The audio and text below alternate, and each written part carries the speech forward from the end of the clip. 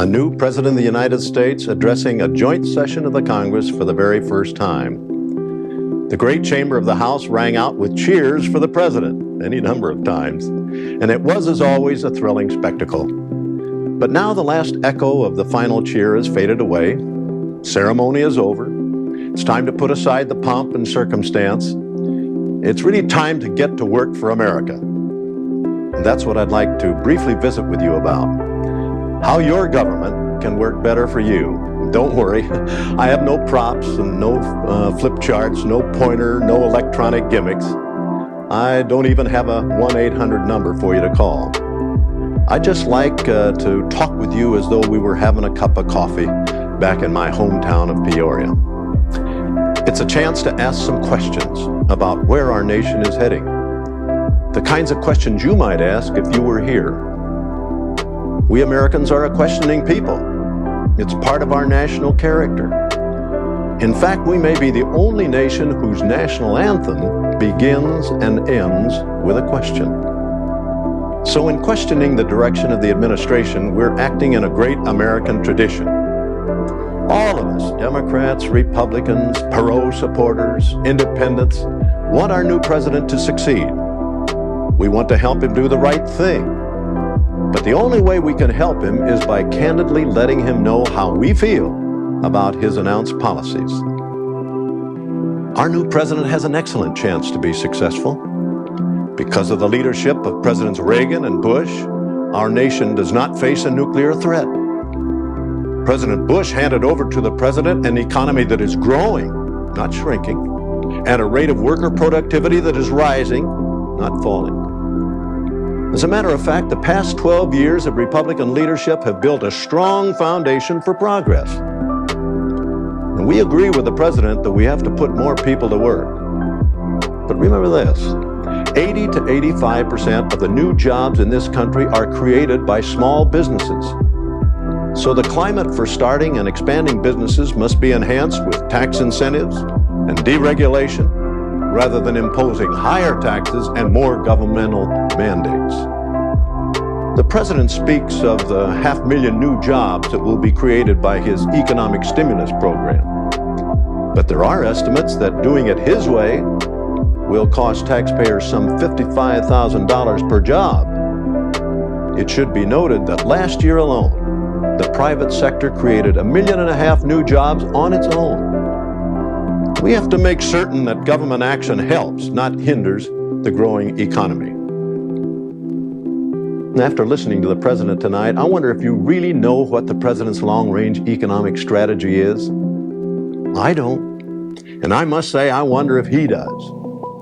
All we are certain of is that the administration is engaged in a media blitz to sell his program. The president offers us what he calls a new direction. But where he seems to be going is back to the future, back to the failed big government schemes of a generation ago, and that's not the direction we should be going. The Clinton spin doctors have even given us a new political vocabulary, if you will. Investment now means big government spending your tax dollars. Change now means reviving old discredited big government tax and spend schemes. Patriotism now means agreeing with the Clinton program. The powerful evocative word sacrifice has been reduced to the level of a bumper sticker slogan. And my favorite, contribution, is now the new word for taxes. On April 15th, just try telling the IRS you don't feel like contributing this year. The administration is about to launch the biggest propaganda campaign in recent political history. The White House is even now becoming one big partisan political megaphone. But public relations campaigns are no substitute for sound public policy. Tonight, the president mentioned a number of new programs that inevitably will cost considerable sums of money. And laudable as they might be, how do we pay for them? The president's answer is more taxes on everyone. In 1992, candidate Clinton said, tax only the super rich. Then in 1993, President Clinton now says, if If you earn more than $30,000, your taxes are going up. So much for not taxing the middle class. The American people would do well to remember, when you hear a Democrat call for taxes, do not ask for whom the tax rises. It will rise for you. There are those who say some taxes are a necessary evil. The difference is that Democrats stress the word necessary, and we Republicans stress the word evil. The president was short on specifics again tonight, particularly as it relates to cutting spending.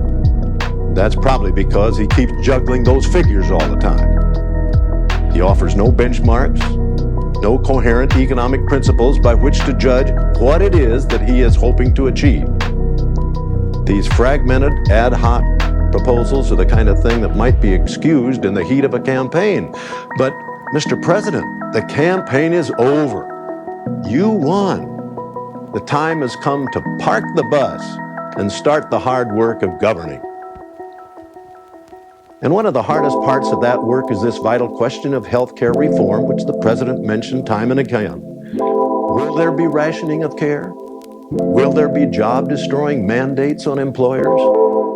Republicans believe in your right to select the doctor of your choice and your right to immediate care without waiting long lines and preserving the best of what our healthcare system has to offer. Does the administration share these principles? As I said, these are some of the questions we have to ask. And then the answers we get will determine the kind of future we will have. And we Republicans are here to ask the tough questions, cut through the rhetoric, and get the job done. But we do need your help. My father, a French immigrant, used to tell me that it's better to listen 90% of the time, for that leaves you only 10% for talking. And throughout my life in public service, I've tried to take his advice, and I know my party is listening to your voice because we share your basic principles. Our Republican governors, our state legislators, our elected officials, and of course those of us in the U.S. House and Senate are all part of the same team. And we owe it to you to make clear the ideas at the heart of our policies. And here are just a few. We Republicans, and I think it's fair to say a great body of Perot supporters, insist on cutting spending as the best way to real deficit reduction. We'd like to support the president on an honest line-item veto that applies not only to pork barrel spending, but to special interest tax loopholes as well. And we'll continue to press for a balanced budget amendment.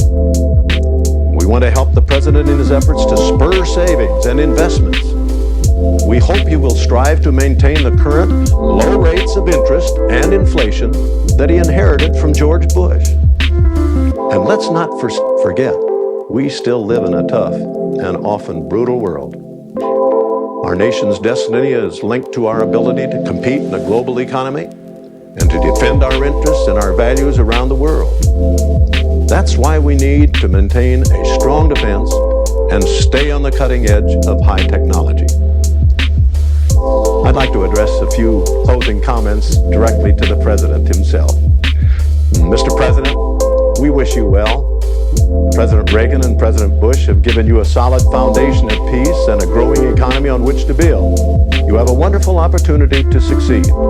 And when your domestic programs and policies are based on sound economic principles, common sense, and traditional American values, we Republicans will be with you. And when your foreign policy is based on defending American interests and American values first and foremost, we'll be with you.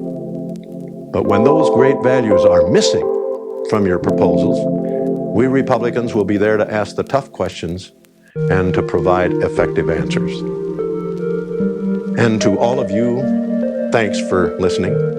As the designated Republican questioner tonight, I know I speak for all elected Republicans among our governors within the state legislatures and in the House and Senate when I say, in the months ahead, we'll be visiting with you, whether the issue is health care, crime, education, or the economy. We'll be listening and ready to react to your concerns. Do make your voice heard. You can make a difference. Thank you, and do have a good evening.